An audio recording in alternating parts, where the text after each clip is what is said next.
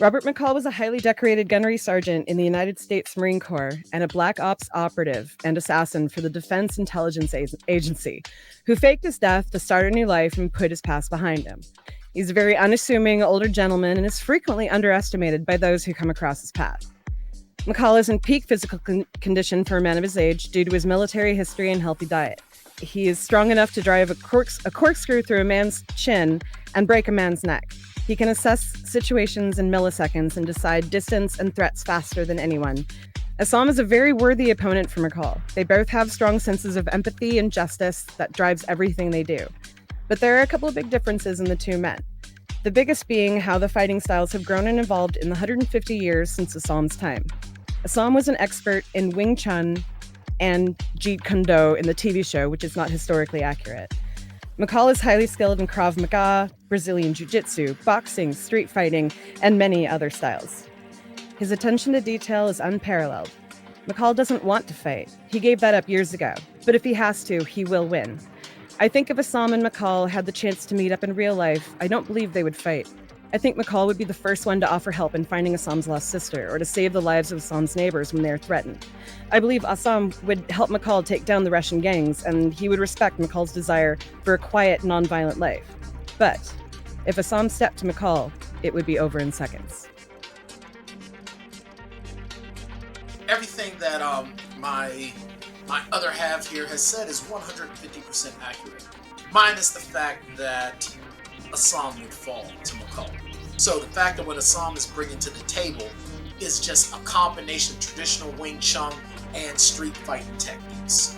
And yeah, you might be trained very, very well in combat, but when you have someone that's a street fighter and a traditional fighter that can improvise, that's a whole lot of hell that you just ain't ready for. He doesn't take anything for granted. He looks at everyone that squares off with him as someone that could potentially be deadly to him. He does not underestimate his opponents. Sahm is ready, if he has to kill his own flesh and blood if he must. You don't want to mess with a guy that is willing to kill his own blood. With McCall, he's perfected his skills, but even as an assassin, he's working in the shadows. Like I already said, Sam's gonna look at him and say, okay, this guy's squaring up on me. He's ready to fight because he knows something. Sam is gonna know how to deal with that. He can fight outside of his weight class. He's also shown that he can deal with different fighting styles. He will be able to neutralize much of what McCall has coming. McCall is, while he's experienced and age doesn't mean everything, age does play into a factor. He is not going to be able to hang with Sahm in a long, drawn-out fight. Sahm is probably one of the most complete fighters in this entire tournament. While the Krav Maga might be there, the fact of the matter is that the street fighting with the Wing Chun is going to help him get out of it, because those heavy shots, he's already proven he can take. The problem with being a hothead is you jump into a fight without thinking, putting those around you in jeopardy. All of Sam's problems stem from his temper. If he hadn't beaten that gang leader's son as a child, forcing his sister into the life that she's in now, would he ever have come to America and suffered all of the things that he did? McCall is a street fighter and rarely uses guns. I'm not sure what injuries you are referring to that might come into play, but McCall has never been seriously injured, although I know Sahm has almost been killed at least once. One thing that was mentioned was the age difference.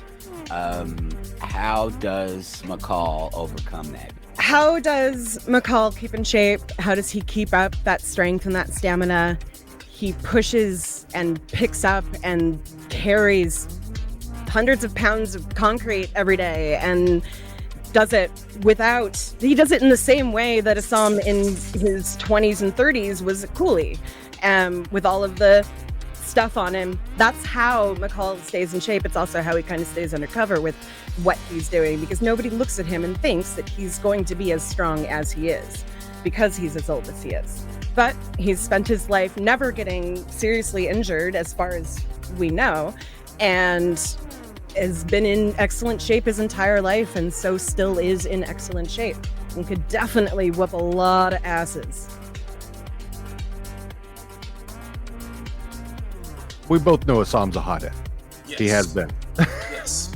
and, Yes, he has. and I think as we would all say, that McCall is playing 3D chess while everybody else is playing checkers. Very true.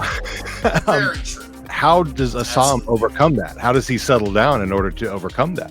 It's not easy. It's absolutely not easy to do. But here's the thing, and the one thing that I will sort of touch back to is in his military career, he's had to have suffered some injuries.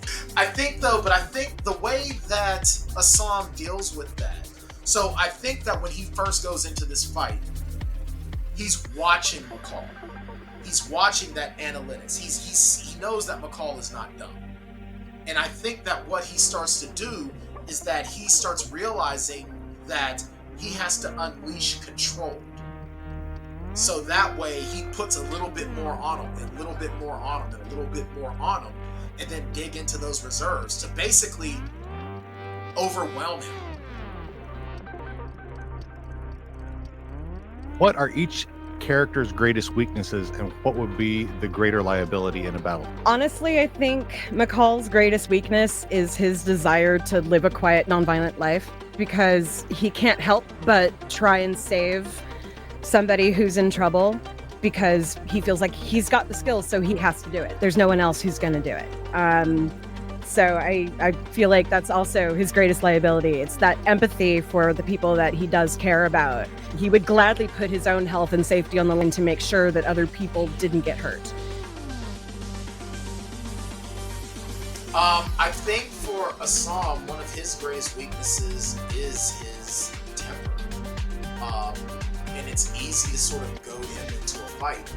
He went after Dylan Leary, knowing how much bigger than him he is, knowing that he was rolling into his hood, to his bar, fighting in his ring, in his rules. He knew it, but he was pissed. We've established quite a few things. We've been able to come to a lot of even ground. We're able to make a lot of allowances for each other's arguments, because at the end of the day, these are two amazing characters that are extremely similar. But I think that this is actually a straight up, there are no weapons involved. These two guys fight each other as God intended, sportsmanlike. Because, hey, if Andre the Giant says it, it must be true.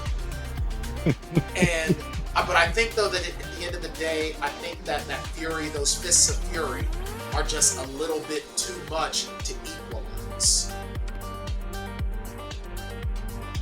Robert McCall isn't called the Equalizer for no reason. It's not a nickname, it's his way of life. McCall is calm and collected under the most extreme pressure. Sahm is hot-headed and quick to jump into or start a fight. McCall knows and understands his surroundings and calculates odds, not just for himself, but innocent people around him. Sahm starts fights. McCall finishes them. McCall always gives people the opportunity to do the right thing. So right now, voters, you can do the right thing and vote for Robert McCall.